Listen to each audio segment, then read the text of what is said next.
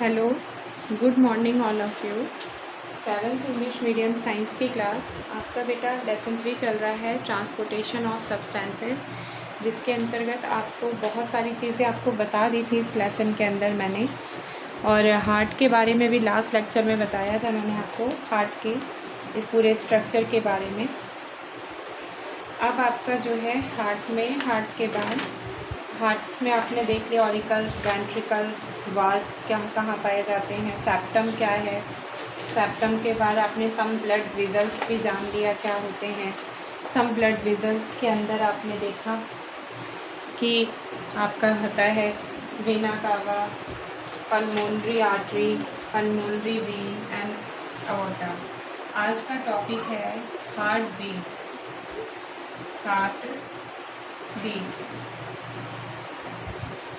Beat and pulse.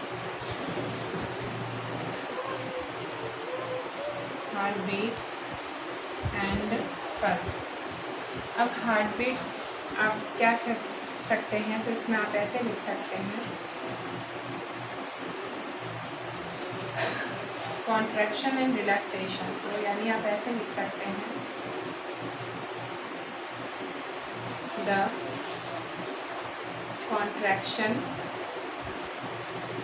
contraction and relaxation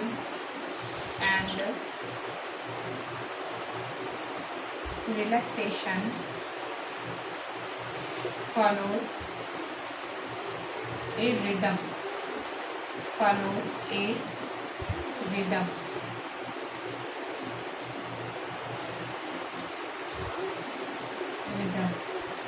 Called the heartbeat.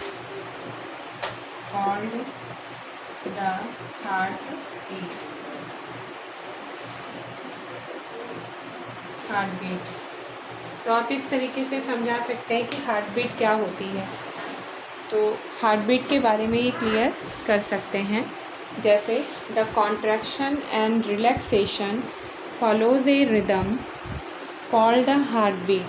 तो ये आपका रिलैक्सेशन और कॉन्ट्रैक्शन जो होता है वो आपका हार्ट बीट कहलाता है। तो एक तरीके से आप ये भी मान सकते हैं कि हार्ट बीट आपका 1 साइकिल के अंदर कंप्लीट होता है। तो आप ऐसे लिख सकते हैं,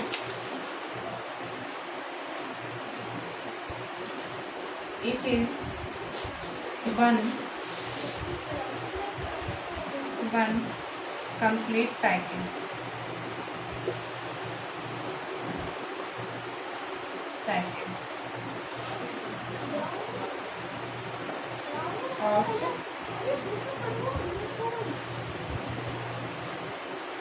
of the heart. It is a one complete cycle of contraction and relaxation of heart. Contraction and relaxation of heart.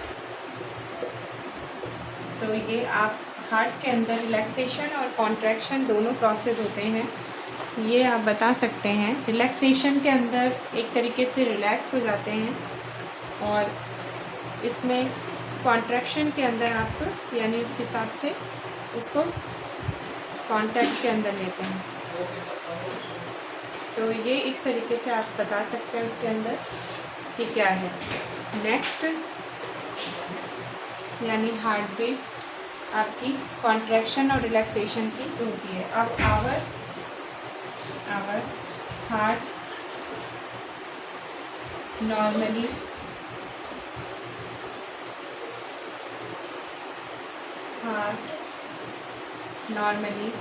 Beats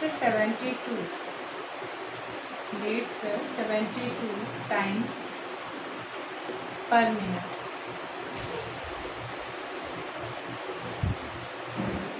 72 per minute.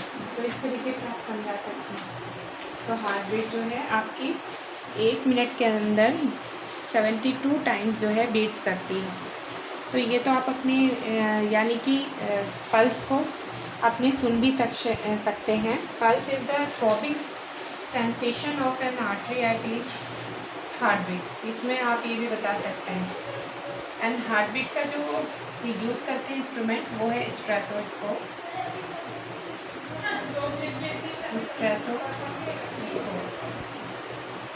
ये आपका इंस्ट्रूमेंट है, ये आपका इंस्ट्रूमेंट है। तो एक तरीके से आप बोल सकते हैं कि the number of beats per minute is called pulse rate और हार्ट रेट। तो बहुत इंपॉर्टेंट लाइन है। तो एक बार फिर से देखिए क्या कह रहे हैं कि हार्ट बीट एंड पल्स क्या होते हैं।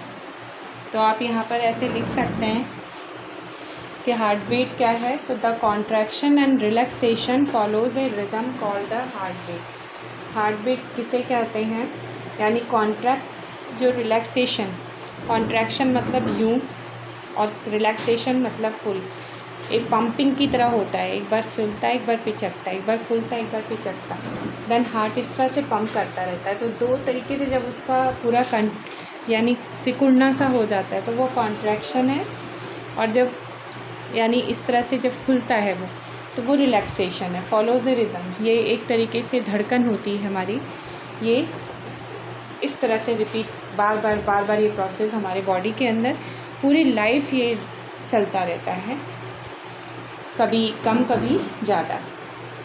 It is a one complete cycle, ये एक कंप्लीट साइकिल है हार्ट बीट, कॉन्ट्रैक्शन और रिलैक्सेशन की।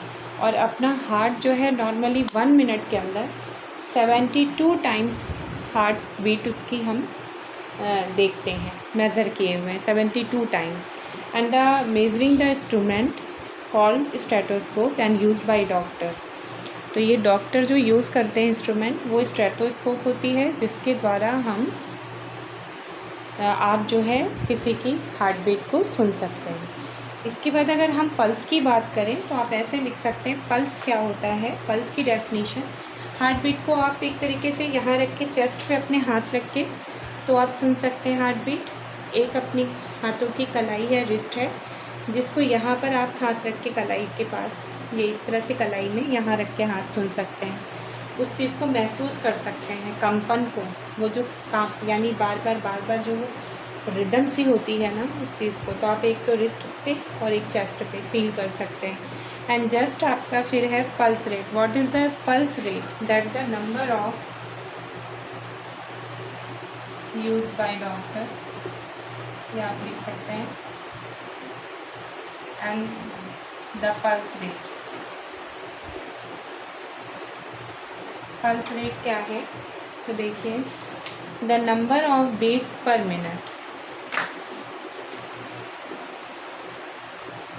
The number of beats per minute,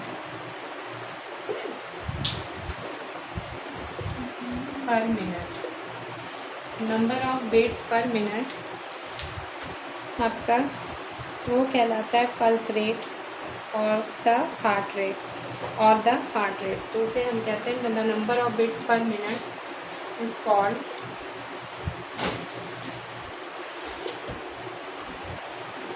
pulse rate और हार्ट रेट। ठीक है, तो आप ये बता सकते हैं कि पल्स रेट और हार्ट रेट क्या होता है। तो the number of beats per minute is called pulse rate और हार्ट रेट। नेक्स्ट है इसमें आपका the rate of heart beat is more after an exercise and comparison to rate before exercise. आप इस चीज़ को महसूस कर सकते हैं कि जब आप एक्सरसाइज करते हैं या आप तेज़ी से दौड़ भाग कर रहे हैं, आप तेज़ी से दौड़ भाग करते हैं या एक्सरसाइज करके आते हैं, तो आपकी पल्स रेट या हार्ट बीट आपकी ज़्यादा होती है, वो आपके एक्सेस वर्क से होती है। और अगर आप रिलैक्सेशन एक्सरसाइज से पहले की हार्ट बीट देखते हैं तो वो आपको स्लो दिखाई देती है। तो ये हार्ट बीट आपकी एक्सरसाइज से या चलने से या भागने से बढ़ती है। Then the increasing the pulse rate, या आप ऐसे भी बोल सकते हैं increasing the heart beat in ratio for, मतलब आप इस तरह से समझा सकते हैं कि हार्ट बीट ज़्यादा हो जाती है एक्सरसाइज के समय, और अगर रिलैक्स रहते हैं तो हार्ट बीट आपकी यानी थोड़ी उस तरीके से स्लो सी हो जाती है, रिलैक्स मूड में रहती है हार्ट बीट। और एक्सरसाइज के जब करते हैं तो आप उसके कंपैरिजन में रिलैक्सेशन के ज़्यादा होती है। नेक्स्ट है transportation of substances. Transportation of substances in plant, तो आप ऐसे लिख सकते हैं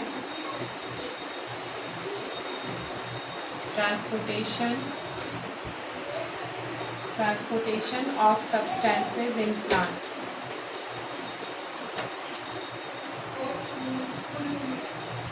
Substances in plants.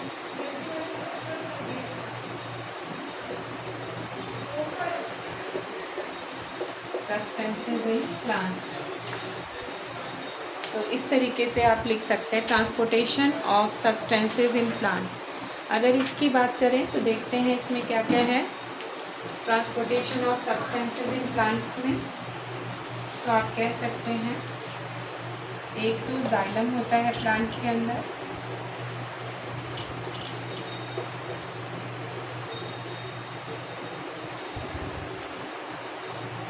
जाइलम, और एक आपका होता है, एक तो जाइलम, एक आपका है ट्रांसपिरेशन नेक्स्ट। तो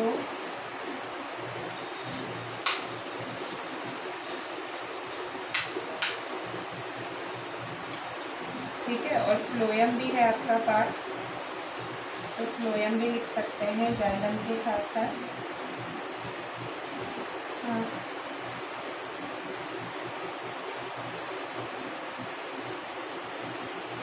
जाइलम और फ्लोएम क्या है ये चीज़ मैं आपको बता दूँ ट्रांसपोर्टेशन ऑफ सब्सटेंसेस में। जैसे आप इसके अंतर्गत जानते हैं कि प्लांट्स जो है ट्रांसपोर्ट करते हैं water, mineral, salt and nutrients to all its part. ठीक है, जाइलम क्या करता है आपका, इसमें आप लिख सकते हैं एब्जॉर्ब करता है, absorb water and minerals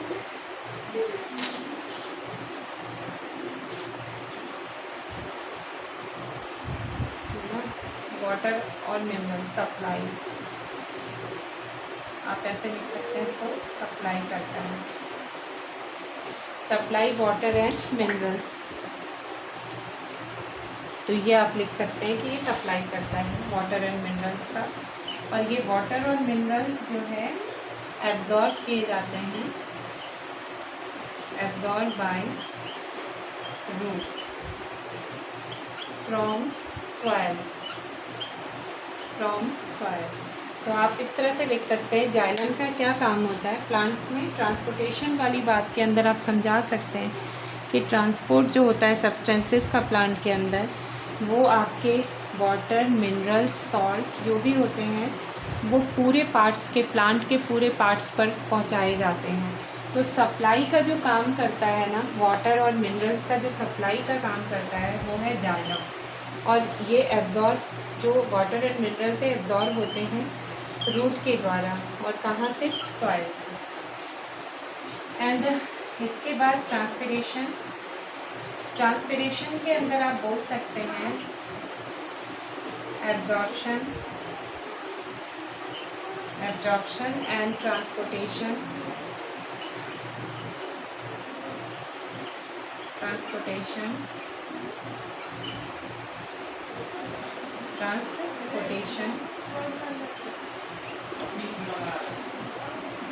of water occurs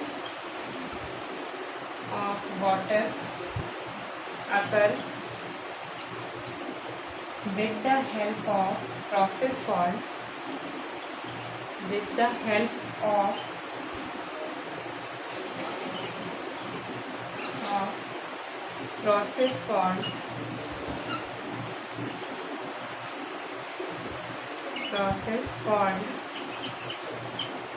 transpiration.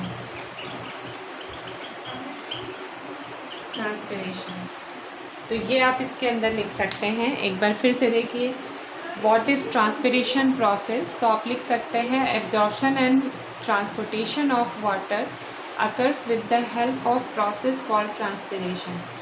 जो आपका एब्जॉर्ब किया जाता है, ट्रांसपोर्ट किया जाता है वाटर को, जिस प्रोसेस से ट्रांसपोर्ट करते हैं उस प्रोसेस का नाम है ट्रांसपिरेशन। एंड ट्रांसपिरेशन ये भी है कि वाटर जो एवोपोरेट होता है लीफ से, तो वो भी आप लिख सकते हैं।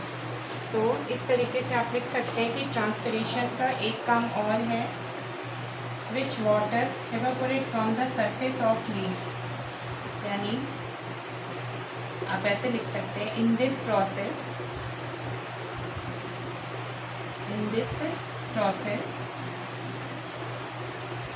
the water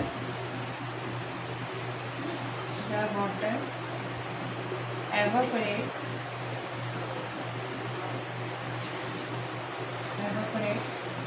from the leaves.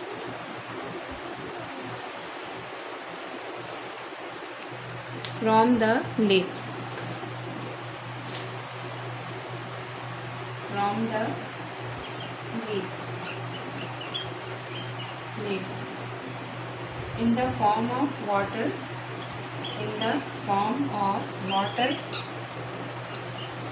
droplets.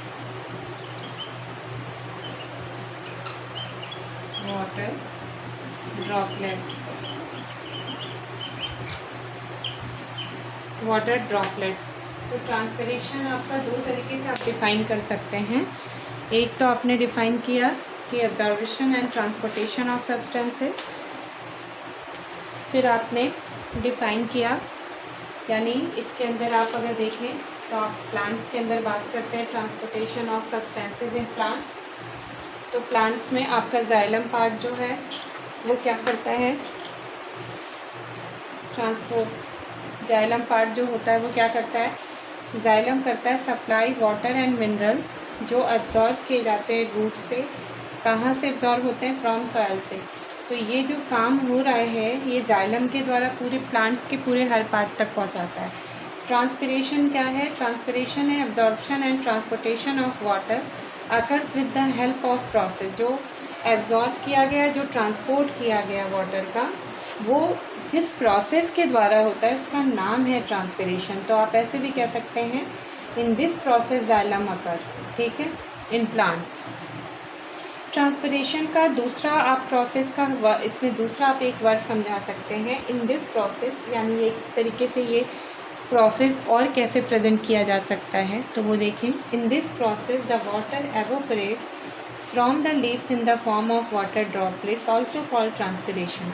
तो यानी ट्रांसपिरेशन और क्या है, ऐसा प्रोसेस जिसमें वाटर को एवोपरेट कराया करता है, वाटर एवोपरेट होता है लीव से, जिसके अंदर वो एवोपरेट जो हो रहा है तो वो किस फॉर्म में हो रहा है, देन वाटर ड्रॉपलेट्स। तो वाटर ड्रॉपलेट्स के अंदर जो है वो वाटर आपका वाटर ड्रॉपलेट्स के फॉर्म में लीव से एवोपरेट होता रहता है, वो भी प्रोसेस है ट्रांसपिरेशन।